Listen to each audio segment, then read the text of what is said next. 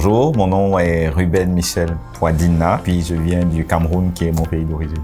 À la caisse, à ce jour, je suis conseiller finances personnelles.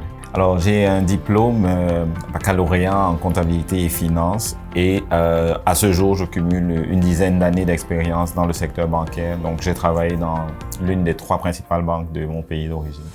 J'aime raconter cette histoire pour dire que ma venue au Canada a d'abord été motivée par mon désir d'aventure et le fait que j'adore rencontrer des nouvelles personnes, j'adore découvrir des horizons nouveaux.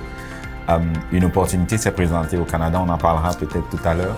Et tout de suite, j'ai sauté le pas. Voilà. Tout est parti de ce que, via une recherche Internet, après avoir suivi plusieurs sessions d'information sur le nord du Canada, ayant été au courant de ce que le secteur bancaire et des finances était en besoin de main-d'œuvre, juste une recherche que j'ai effectuée et puis j'ai découvert que la caisse avait des besoins personnels. Donc, j'ai envoyé un CV par Internet.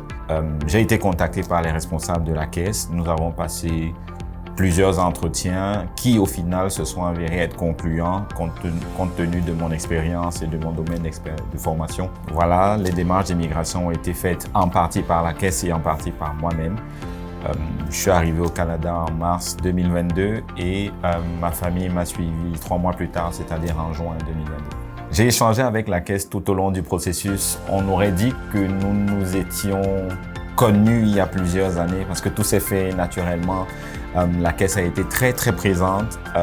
Comme avant d'arriver, à titre d'exemple, ils ont trouvé un logement, les employés se sont mobilisés, la communauté s'est mobilisée sous l'impulsion de la caisse. Je suis arrivé, je n'ai jamais eu, alors je suis arrivé seul, et je n'ai jamais eu l'impression d'être dépaysé ou en terre étrangère ou face à des inconnus. Tout au contraire, les gens me demandaient, ou ma famille me demandait, on dirait que tu connais ces gens depuis plusieurs années, mais non, on s'est rencontrés juste comme ça. Et puis, oui, la caisse a été très présente. Ils ont fait ce qu'il y avait à faire pour que mon installation soit facilitée et que l'installation de ma famille soit facilitée quand elle est arrivée. Ça s'est super bien passé. Jusqu'ici, je suis arrivé, je ne connaissais pas la caisse. C'était comme assez nouveau, bien qu'ayant de l'expérience dans le secteur bancaire et des finances. Mais tout de suite, j'ai été orienté vers de bonnes personnes qui ont mis leur savoir-faire et leur expertise à contribution.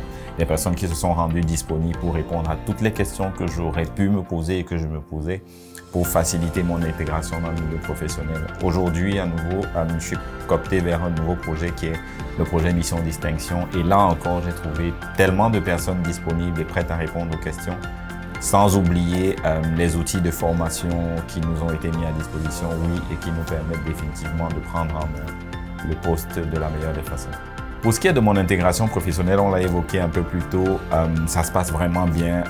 Tout le monde à la caisse est super disponible. Je n'hésite pas à contacter les personnes autour de mon bureau, que ce soit Denise, ma directrice régionale, ou Michel, ou Geneviève. Je ne peux pas tous les citer parce qu'ils sont tellement nombreux et toujours disponibles à répondre à nos questions. Pour ce qui est de l'intégration communautaire, je suis quelqu'un, comme je l'ai dit, féru d'aventure et ouvert d'esprit.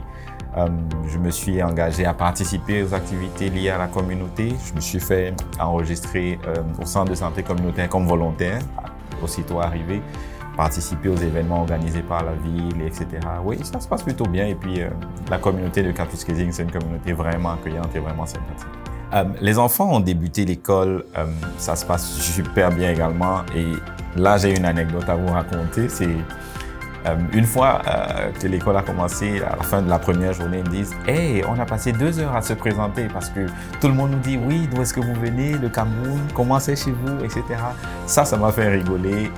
Ils ont participé à des activités d'été aussi parce qu'ils sont arrivés, c'était l'été. Ça s'est bien passé, ils ont pu se faire des amis. Mon épouse également commence à trouver son chemin. Oui, ça se passe plutôt bien. Il me revient que lorsque je quittais Douala au Cameroun en mars, il faisait 33 degrés au décollage et j'ai atterri à Toronto, il faisait moins 16 degrés. Je comprends que le décalage est assez impressionnant et comme pendant que je me plaignais de tout ça, tout le monde autour de moi me dit non, moi c'est pas pire, c'est correct. Je dis non, c'est juste incroyable. Là, je me prépare à passer mon premier hiver avec ma famille au Canada.